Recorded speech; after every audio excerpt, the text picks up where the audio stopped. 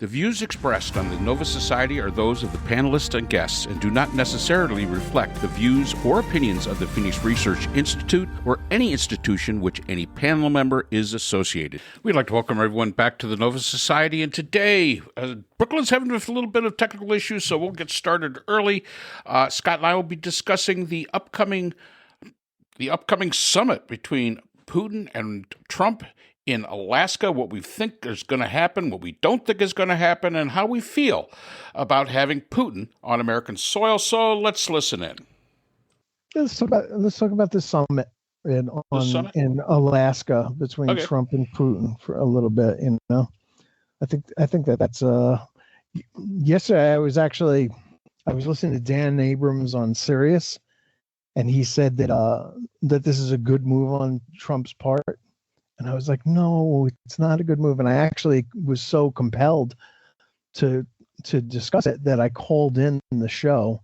But then they were talking about what's going on with the National Guard in Washington, D.C. And I ended up making a comment about that instead of the Russia thing.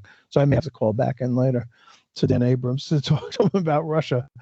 But this is a huge mistake on the part of Trump. And it's just seems so on brand that he would allow this to happen to himself, where he's going into a meeting with no agenda, with no discussions ahead of time about what they're going to expect and what their plans are. I mean, it's just not what you do. I guess it's what you do when you're a real estate broker in New York and you have a meeting with somebody and you just talk. Yeah, it does seem like, the administration, Trump in particular, is just winging it. And when you're talking about international relations, you just can't wing it. You're not going to get by. You can't buffalo them with bullshit, as, most New York real estate people would be. We're going to just buffalo them with bullshit if we can't dazzle them with brilliance. Well, he doesn't have brilliance, but he does have a lot of bullshit. So that question comes down to exactly what's going to happen with this. And I will say this, there was a lot of complaints, and I saw a lot of complaints, not only in the news, but on feeds that I keep track of.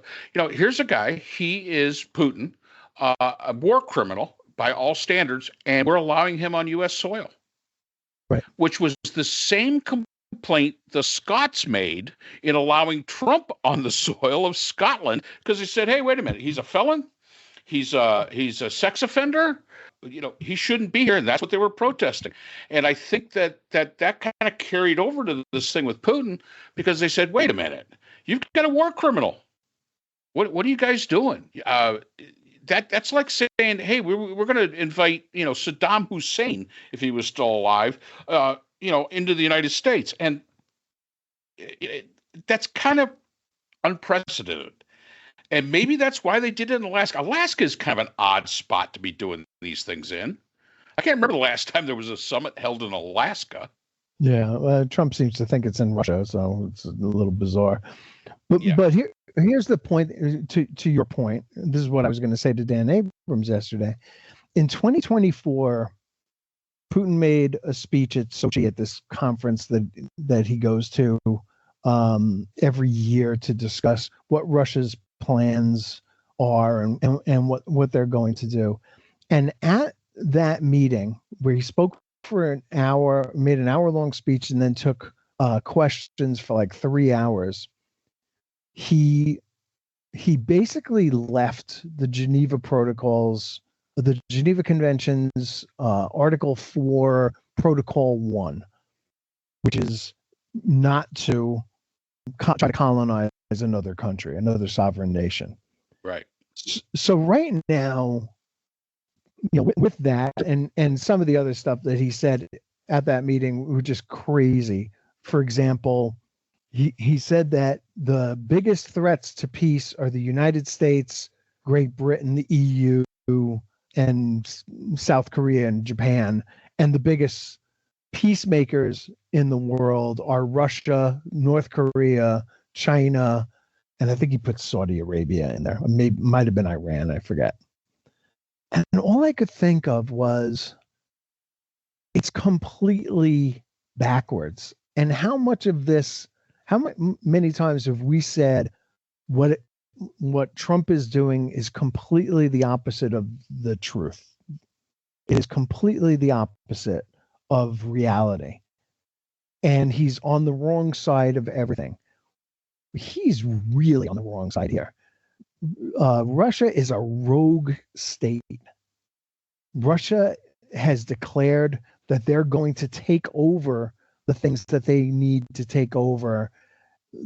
And there's no deal making here.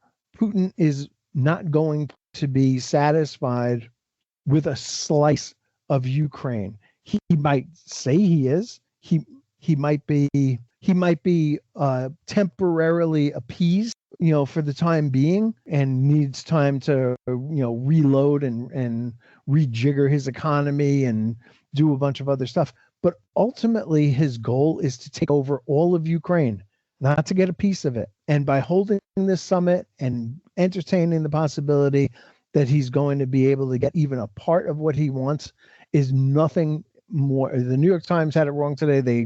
They compared it to Yalta, where at the end of World War II, they basically gave Eastern Europe to the Soviet Union. This is not that. This is like if they had a meeting at Yalta with Adolf Hitler, this would have been like that. Right. Because the aggressor is going to get what he wants. And I guess you can make the case that that the Soviet Union was an aggressor. They invaded Poland too. But this is a spent force, Russia, and we're going to bend over backwards for them to give them exactly what they haven't been able to earn on the battlefield. The other factor is Russia sold Alaska to the United States. What was it, in 1867?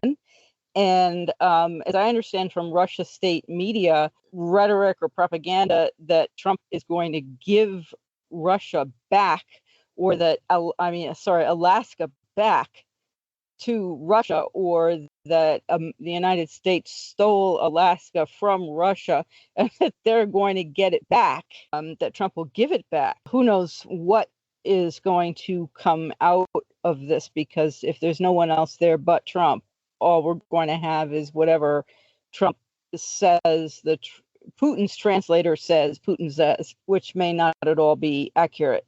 Right. And, all right, so we're talking about Stewart's Folly back in 1867, and everybody basically looked at Stewart and said, come on, you're nuts. Why would you possibly want that piece of property up there called Alaska? We paid $7.2 million for it, and back then that was quite a bit of money. The Russian Empire, which still was under the Tsars, needed the money, and let's face it, they couldn't manage it. They were bordering on Canada, and the bottom line is, it was property that wasn't worth anything. So the idea that he might get back Alaska, no, that's not going to happen, because bottom line is there's a treaty signed, we've paid for it, and the Russians can't buy it back, and you've got a whole bunch of American citizens sitting in it, and so what are you going to do with them? So that's all kind of, all right. As far as taking a translator in with them, again, I've said it before. Trump seems to think that this is some sort of a real estate deal where he can go in and bully, where he can go in and baffle him with bullshit, and that he can get away with that. And the fact is that you're talking to another world leader. Now, I don't like Putin, don't respect him at all, but I do understand that he is a pretty powerful guy, and you're not going to get away with this crap with Putin. No, he's a KGB. Well, he's a former KGB colonel, and he's going to manipulate Trump. I was listening to David K. Johnston, whom we've had on our program. He was on another program, and he said when he personally has negotiated with Trump himself, he's always gotten what he wanted from Trump and more, because all he had to do was butter Trump up, flatter him, and manipulate him, and it was very, very simple. So Trump is not some marvelous negotiator and deal maker the way he says he is. He's a simpleton. Right. And where Trump says, well, there's land swapping that's going to happen, he can't just swap or give away Ukrainian land that belongs to the sovereign, that's sovereign land belonging to Ukraine, and give it to Russia. Plus, to me, every time I hear the word swap, that implies that Russia is going to give Ukraine something, and Putin is not going to give Ukraine anything. So there's not even a swap unless Trump is talking about, again, giving Alaska back to Russia, and we're going to swap our land in exchange for Ukraine's giving Russia something. So Russia gets everything and nobody else gets it. The whole thing is preposterous, and even meeting Putin is preposterous. Maybe we could get Brighton back, Brighton Beach in Brooklyn. Maybe the yeah, I know that's where a lot of Russians go. What's really going to happen out of this? And hey, here's the prediction, folks. The prediction is that Putin's going to make demands. Trump is going to listen to what he has to say and go back and say, this is what Putin wants, and this is the cost of peace in the world right now. And Zelensky's going to turn him down, and then Trump is going to say Zelensky is the one who's anti-peace. And he's going to, you start yelling at him again in the Oval Office like he did before. You mentioned Brooklyn. You mentioned Steve Witkoff, who's also in over his head. I have it on good authority. A very good friend of mine has worked with Steve Witkoff for years in the real estate market of New York, and says he's a very, very smart guy. And I'll take his word for it because he's a smart guy himself. But Steve Witkoff just completely shit the bed, because he mistook what Putin was saying when Putin demanded a peaceful withdrawal of Ukrainian forces from Kherson and Zaporizhzhia as a concession from Putin that he would pull his troops back, and went and told our European allies about that on a conference call with them that was also attended by Marco Rubio and JD Vance and European leaders, who just kind of went like head exploding. This guy doesn't know what the hell he's doing. He doesn't know what he's talking about. And they need to get a real professional team in there to start negotiating, because they are completely in over their heads. Yeah. And that we're never going to hear what they actually talked about, and what Trump is going to demand is a hotel in Moscow, which he's still hoping for, or some other crap like that. And it's just, it's going to be all about Trump and his personal wealth, and not what's good for the people of Europe or Ukraine or the world. Yeah. And and Witkoff, I understand just from listening, and of course, I don't know anybody who knows him personally the way you do, that Witkoff is quite brilliant in real estate in New York and has become very, very wealthy. That is not the same as international diplomacy, and certainly not with the Russians. You've got to be a Russia expert, and you've got to know what you're doing. And that is a very, very specific skill set that New York State real estate does not lean itself to that, specifically with no training and nobody in there who is a Russia expert. Really, if it was going to be Yalta, if the New York Times was right about that, then China would be there, and the three nations, China, the United States, and Russia, would divide the world, so that Russia gets Europe and we get whatever it is we have over here, I guess Greenland and Canada and South America, and China would get all of Asia, and there would be the peace. But that's not obviously happening. The nation that wants to punish another nation does so by isolating that nation from the world economically through sanctions. That Trump has basically isolated the United States economically through tariffs, destroying our allies. And I wanted to say that before I forgot. Having a meeting with Putin, even though Trump announced twice that he's going to Russia, I don't know if he forgot where he was going. He doesn't seem to know where he's going. Alaska is part of the United States, or he thought he was going to Russia, or I don't know. And I noticed that JD Vance has been very much absent. And I don't know if that is calculated eventually to sort of 25th Amendment Trump out of the way. Once Trump becomes too bumbling and too obviously demented to continue, or what exactly? I mean, we can't make assumptions as to, Vance's, being out of the picture. Let's face it. If you're the vice president under Trump, how much did his former vice president Mike Pence really do?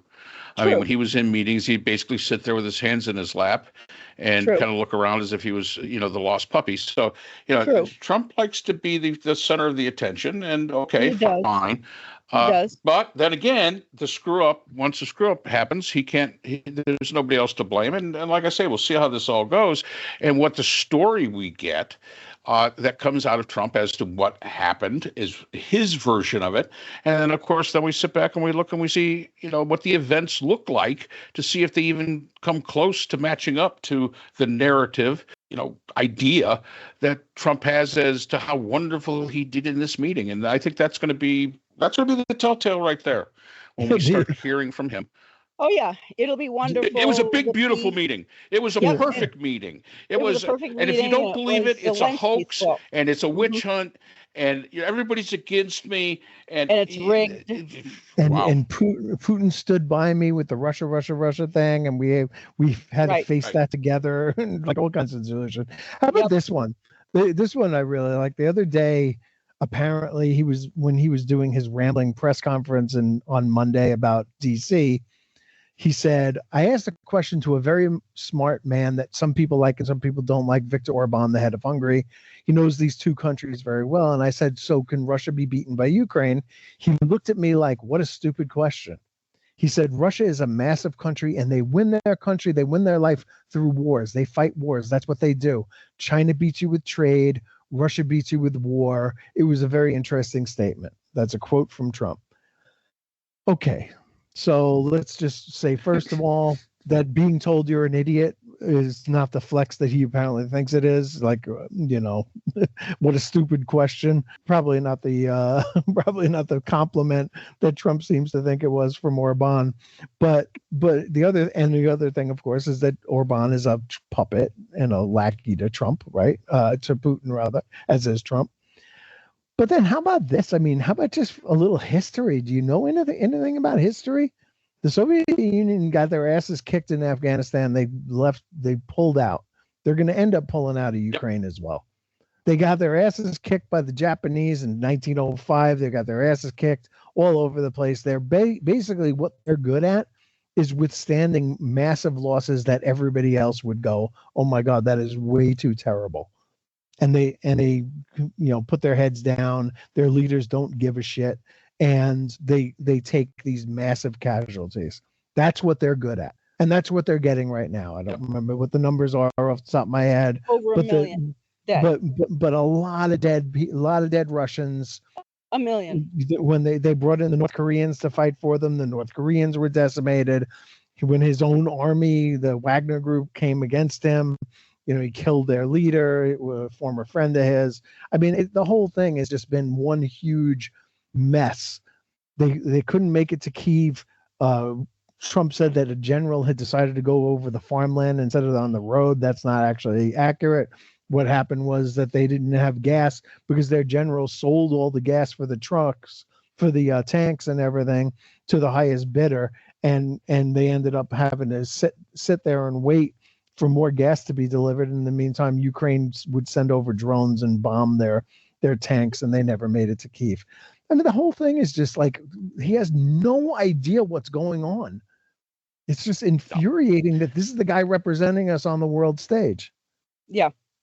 Absolutely. And, even during World War II, Stalin's attitude was, you'll run out of bullets before we'll run out of men to throw at you. And that's exactly what the idea is of the Russians. Part of my dissertation was about Peter the Great and about Sweden, the war against Sweden. And let's face it, Sweden was a world power back then. Russia was like 400 years behind in the military. And they set an army of 120,000 against 40,000 Swedes and got their asses kicked. Absolutely got their asses kicked. And the fact is that their attitude was, we got more. We'll just keep putting more. And they did. They do it by attrition, because their attitude is we have the people. And we will continue to throw men, women, whoever we have to throw at you, and you'll eventually run out of bullets, and we're just going to win because you're going to be out of ammunition. And that's Russia's attitude. And if Viktor Orban or if Trump or if anybody else thinks that's a great idea, well, your idea of a successful prosecuting of a war is a lot different than mine would be. So yeah, I think guess Russian that's it for that one. Russian officers killed more Russian troops than the Germans did in World War II. They do. Yes. They do. As these guys were running away from the front line. All right, thanks. Do. I believe they had like one rifle or AK-47 for every 3 men going into battle, and as one person was shot, you'd simply pick up the weapon and continue forward. And they didn't have enough bullets, and so they would scavenge and take whatever they could from the Germans. And the Germans, of course, were woefully unprepared. Their vehicles wouldn't start. They didn't have adequate clothing, and all that was Hitler's fault because he completely underestimated how long his campaign would take. So, yeah, a lot of that was on Hitler. And on, what was his name? Reichsmarschall Goering, who said, oh, yeah, I can supply Stalingrad, for example, from the air, which is impossible. So, yeah, a lot of that was Hitler, who didn't listen to his generals. So every time Trump says, well, I want people, military people who are like Hitler's generals. Yeah, you want so that you don't listen to them when they give you good advice. I mean, it what Trump says doesn't make any sense, but I mean, it never did. Mark mentioned how far behind they were in St. Peter the Great's time. Russian tanks, 90% of Russian tanks have been destroyed by drones from Ukraine, and 80% of their casualties have been caused by drones.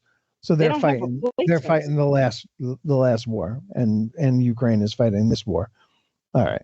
I believe they don't have replacement tanks because these are like World War II tanks. I don't know how many replacements. I guess they get stuff from North Korea. Well, the problem when we're talking about the logistics of Russia and the supply lines of Russia is you got to take their word for it. What are they saying?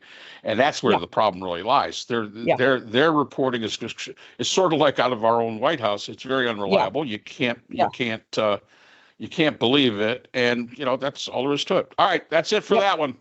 Alrighty, and I want to thank everyone for spending some time with us on the Nova Society as we slog our way through the present events of our present day. And I'm sorry, I'm repeating myself badly, so thank you again. And if you are not subscribed, please do so on the platform of your choice. It is free. We do not have any paywalls, and we do hope to see you again. Thank you again for your support, and take care. The Nova Society is a production of Nova Society Media, a division of the Phoenix Research Institute. We'd like to thank our production partners, Buzzsprout, who hosts the Nova Society, Audacity, our editing partners, Apple iTunes, the largest source of podcasts and music on the internet, Spotify, the most popular platform for the Nova Society, and iHeartRadio, your source for all things music and podcasting. The Nova Society is available on all of these and other quality platforms listed in our description. We'd also like to thank all of our listeners. Without your support, the Nova Society would not be possible. If you have a question or comment, we can be reached at nova.society.podcast@gmail.com. So for Dr. Brooklyn Ann Weldon, Dr. Scott Gershwer, and all of our production partners here at the Nova Society, I'm Dr. Mark Bound. Remember, the true power in society is knowledge. Thanks for listening, and we will see you again next time. We'd like to thank our sponsor for this episode, the Phoenix Research Group, an independent research consortium offering social-political issue solutions to NGOs and international government agencies through multidisciplinary, nonpartisan, and unbiased research. The Phoenix Research Group is a division of the Phoenix Research Institute, the producer of the Nova Society podcast.